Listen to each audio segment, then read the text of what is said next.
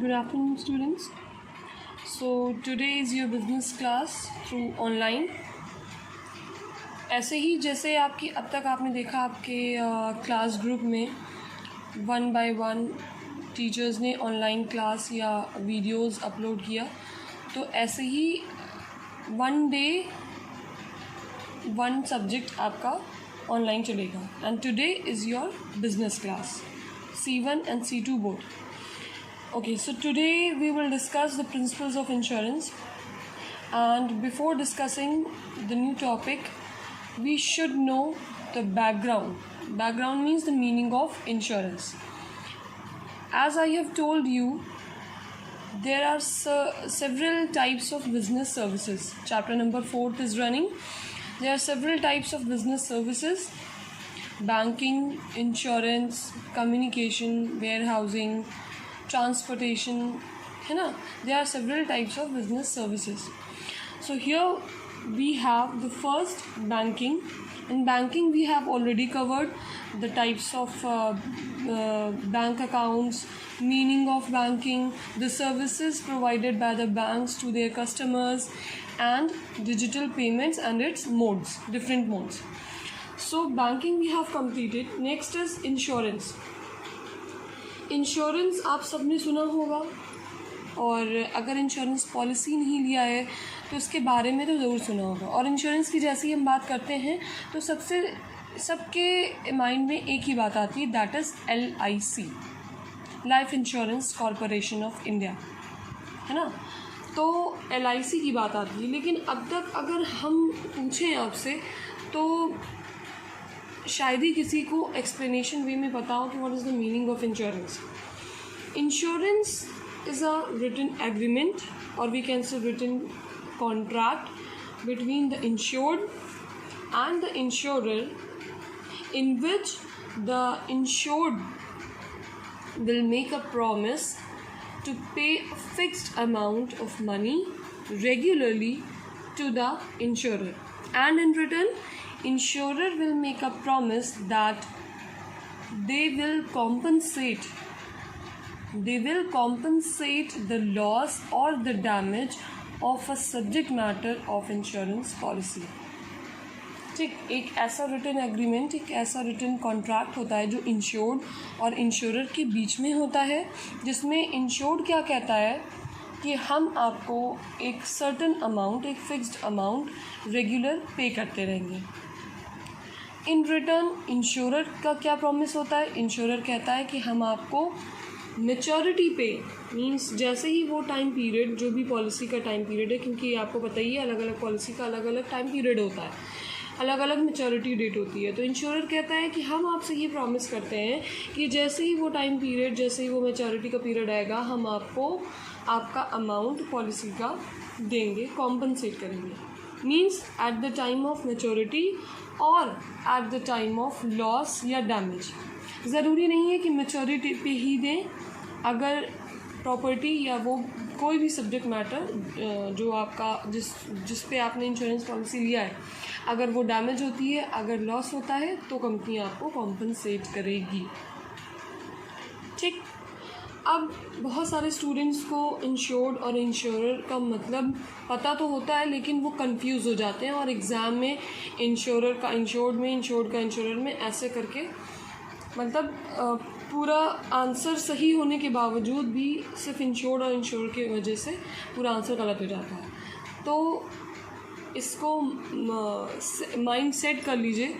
Insured means वो person होता है जो इंश्योरेंस पॉलिसी लेगा. A person who will take a insurance policy. अपनी प्रॉपर्टी पे, अपने सब्जेक्ट मैटर पे, किसी भी चीज़ पे वो इंश्योरेंस पॉलिसी लेगा, वो पर्सन इंश्योर्ड कहलाएगा. इंश्योरर कोई पर्सन या कोई ग्रुप ऑफ पर्सन या कोई कंपनी होती है जो आपको इंश्योरेंस पॉलिसी देगी.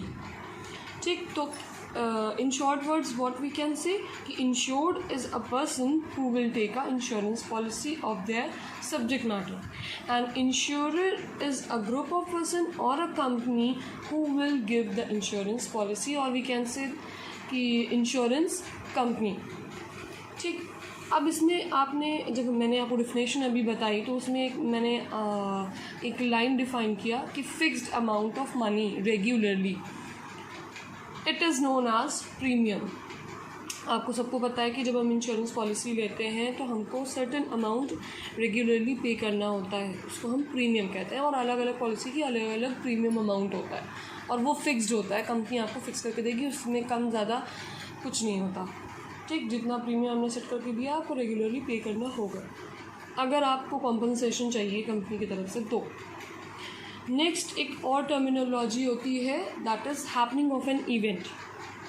Happening of an event means वो इवेंट जिसमें लॉस या डैमेज हुआ है। किसका लॉस और डैमेज हुआ है? सब्जेक्ट मैटर का, और वो भी कोई और सब्जेक्ट मैटर नहीं, वही सब्जेक्ट मैटर जो इंश्योरेंस पॉलिसी के अंदर कवर है। ठीक है, तो लॉस और damage of a subject matter due to that cause which is covered under insurance policy.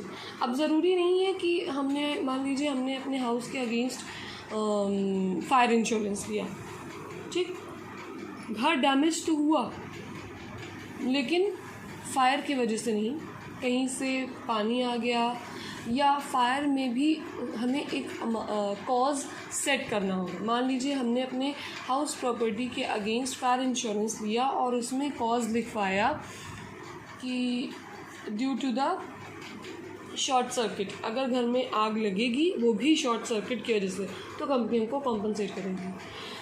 पता चला कि घर में आग लगी, फायर तो हुआ लेकिन उसका रीज़न शॉर्ट सर्किट ना होकर कोई और वजह हुआ, सिलेंडर ब्रेक हो गया या कोई भी अदर रीज़न। तो कहने का मतलब जब तक रीज़न और कॉज हमारा इंश्योरेंस पॉलिसी में कवर्ड नहीं होगा तब तक कंपनी हमको कॉम्पनसेट नहीं करेगी। भले ही घर में आग लग गई हो, भले ही लॉस हुआ हो, भले ही डैमेज हुआ हो, लेकिन जब तक रीज़न फुलफिल नहीं होगा, वो रीज़न जो हमने इंश्योरेंस, जिस पे हमने इंश्योरेंस पॉलिसी लिया है, तब तक कंपनी कॉम्पनसेट नहीं करेगी। अनदर रीज़न इज़ कि मान लीजिए हमारा गुड्स या हमारा प्रोडक्ट फ्रॉम इलाहाबाद टू बाहर अनदर कंट्री में गुड्स वो हो रहा है, ट्रांसफ़र हो रहा है थ्रू शिप के अगेंस्ट हमने मरीन इंश्योरेंस ले लिया। मरीन इंश्योरेंस वाटर के अगेंस्ट लिया जाता है, ठीक है। मरीन इंश्योरेंस लिया और हमने उसमें कॉज लिखवाया फ्लड, ठीक। मान लीजिए शिप जा रही है और शिप में पानी भर गया और हमारे प्रोडक्ट्स, हमारे गुड्स डैमेज हो गए, तो हम ये उम्मीद करेंगे कि कंपनी हमको कॉम्पनसेट करें। बिल्कुल उम्मीद कर सकते हैं कि भाई पानी हुआ और हमने इंश्योरेंस पॉलिसी लिया हुआ था मरीन इंश्योरेंस की, तो हमको मिलना चाहिए। लेकिन कंपनी कहती है कि आपने जो कॉज लिखवाया, कॉज आपने क्या लिखवाया था? फ्लड। अगर फ्लड की वजह से हुआ है, पानी आया है आपकी शिप में और उसके वजह से आपके प्रोडक्ट्स डैमेज हुए हैं, तो आपको कंपनी करेगी। और बाद में पता चला कि कॉज फ्लड ना होकर कोई अनदर रीज़न था, ठीक है, लाइक कि रैट्स होते हैं, रैट कहीं शिप में आ गए, उन्होंने शिप को ब्रेक कर दिया या कहीं होल कर दिया, उसके वजह से शिप में पानी आ गया और पानी आने की वजह से हमारे प्रोडक्ट्स या गुड्स डैमेज हो गए, तब फिर कंपनी आपको कॉम्पनसेट नहीं करेगी। तो कहने का मतलब कि हर इंश्योरेंस पॉलिसी के अंदर कॉज भी कवर्ड होता है। ज़रूरी नहीं है आपने भी कुछ भी लिखवाया, ठीक है, और पॉलिसी ले लिया। इंश्योरेंस पॉलिसी में कॉज लिखवाना भी इम्पॉर्टेंट होता है, ठीक है। तो जब तक वो कॉज हमारा इंश्योरेंस पॉलिसी के अंदर कवर नहीं होगा, कंपनी आपको कॉम्पनसेट नहीं करेगी। ये बार बार हम ये बात इसलिए कह रहे हैं कि बहुत सारे लोगों को ये कन्फ्यूजन होता है। अच्छा, ये जो हम आपको कॉज वाली बात बता रहे हैं, ये सिर्फ और सिर्फ जनरल इंश्योरेंस के लिए होता है। They are basically 2 types of insurance, life and general insurance. आपकी बुक में बहुत सारे अलग अलग इंश्योरेंस दिए हुए हैं। लाइफ इंश्योरेंस अलग होता है, उसके प्रिंसिपल्स अलग होंगे, उसकी टर्मिनोलॉजी अलग होगी, उसका रूल्स अलग होंगे। और जनरल इंश्योरेंस में हमारे health insurance, fire insurance, marine insurance, vehicle insurance, जितने भी लाइफ को छोड़ के जितने भी इंश्योरेंस होंगे वो सब जनरल इंश्योरेंस में होंगे। और ये कॉज वाली बात सिर्फ और सिर्फ जनरल इंश्योरेंस पे एप्लीकेबल होगी। लाइफ इंश्योरेंस में कोई भी कॉज नहीं होगा, ठीक है। तो जब तक वो कॉज हमारा इंश्योरेंस पॉलिसी के अंदर कवर्ड नहीं होगा, कंपनी हमको कॉम्पनसेट नहीं करेगी। तो ये हो गया इंश्योरेंस की मीनिंग। नेक्स्ट जो आज का टॉपिक था है मतलब principles of insurance. The first principle in the principal of insurance is utmost good faith. आपकी बुक में दिया हुआ है principle of utmost good faith. अच्छा, प्रिंसिपल्स क्या होते हैं? Principles means rules and regulation, terms and conditions which should be fulfilled at the time of taking policy or giving insurance policy। Means जब तक आप ये जितने भी आपके प्रिंसिपल्स हैं, 6 प्रिंसिपल्स हैं इंश्योरेंस के, जब तक सारे प्रिंसिपल्स आपके फुलफिल नहीं होंगे तब तक आपको कॉम्पनसेशन नहीं मिलेगा। ठीक है, तो आप ध्यान रखें कि जब भी आप इंश्योरेंस पॉलिसी लें तो ये सारे प्रिंसिपल्स फुलफिल होने चाहिए, सारे प्रिंसिपल्स कवर होने चाहिए। वो सारी चीज़ें अगर सारे प्रिंसिपल कवर होंगे, फुलफिल होंगे, तो ही आपको कॉम्पनसेशन मिलेगा। ठीक, तो एक तरह से रूल्स एंड रेगुलेशन कह लीजिए कि भाई जैसे फॉर एग्जांपल आप जिस स्कूल में एडमिशन लेना चाहते हैं, जब तक आप उस स्कूल के बारे में, उस स्कूल के टर्म्स एंड कंडीशंस के बारे में, रूल्स एंड रेगुलेशंस के बारे में अच्छे से नहीं समझ लेते हैं, तब तक आपको एडमिशन नहीं दिया जाता है।